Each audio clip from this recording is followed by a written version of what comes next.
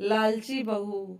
एक बार की बात है, एक शहर में एक परिवार रहता था जिसमें एक लड़का और उसके माँ बाप थे। वह बहुत अमीर तो नहीं थे, लेकिन उनमें बहुत प्यार था। कुछ दिनों के बाद उस लड़के की शादी हो गई। उसकी शादी सलोनी नाम की लड़की से हुई। वह बहुत लालची थी। वह अपने पति को किटी पार्टी में जाने के लिए बार बार नए कपड़े और गहने लाने को बोलती थी। उसके पति ने उसको समझाया कि अपने बराबरी वालों से ही दोस्ती करना चाहिए।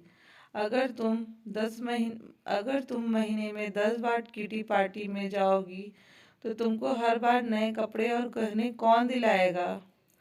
लेकिन वह अपने पति से ही झगड़ा करना शुरू कर देती है और बोलती है कि अगर मैं नए कपड़े गहने पहनकर नहीं जाऊंगी तो मेरी सहेलियां मेरा मजाक उड़ाएंगी। तुम ज्यादा कमाने की तो सोचते नहीं, बल्कि मुझे ही रोकते रहते हो। इसके बाद वह अपनी सास के पास गई और बोली, माँ जी, आप मुझे अपने गहने दे दीजिए, मुझे किटी पार्टी में पहनकर जाना है। उसकी सास हैरान होकर बोली, हमारे समय में बहू अपनी सास को गहने रखने के लिए देती थी, लेकिन तुम तो मुझसे ही गहने मांग रही हो। उसकी इन हरकतों से सारा परिवार दुखी था। एक दिन सलोनी की सहेली शिल्पा घर आई। उसने सलोनी की सास से सलोनी के बारे में पूछा। उसने बताया कि सलोनी पार्टी में गई है। शिल्पा ने सलोनी की सास से पूछा, आप इतना दुखी क्यों दिख रही हैं? तब उसने सारी बात बताई कि सलोनी किस तरह बार बार गहने और कपड़े का डिमांड करती है और सारे पैसे इन पर ही खर्च कर देती है। शिल्पा ने अपने जितने भी गहने और नए कपड़े थे सब लाकर सलोनी के घर रख दिए और उनका सारा राशन और फर्नीचर अपने घर ले गई। जब सलोनी घर आई तो अपने अलमारी में नए कपड़े और गहने देखकर बहुत खुश हुई। इसके बाद वह अपनी सास से बोली, यह किसके लिए है? तो उसकी सास बोली, यह सब तेरे लिए है, तुझको अब जितना बदल कर पहनना है पहन ले। सलोनी उनमें से नए कपड़े और गहने पहनकर घूमने लगी। कुछ देर बाद वह जब रसोई में आई तो उसने देखा कि घर का सारा राशन गायब था।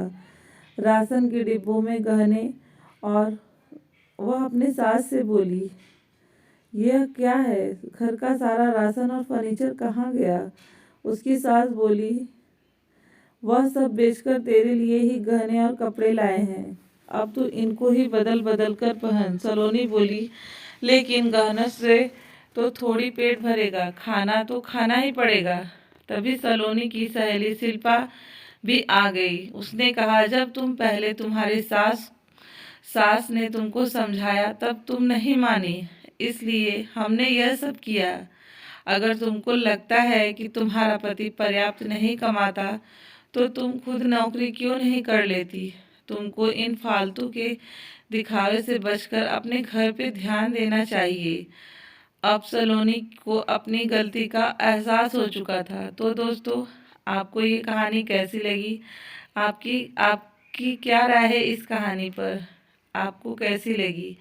कमेंट बॉक्स में ज़रूर कमेंट करें। वीडियो अच्छा लगा तो लाइक और शेयर करें। चैनल पे नए हैं तो चैनल को आप ज़रूर सब्सक्राइब करें।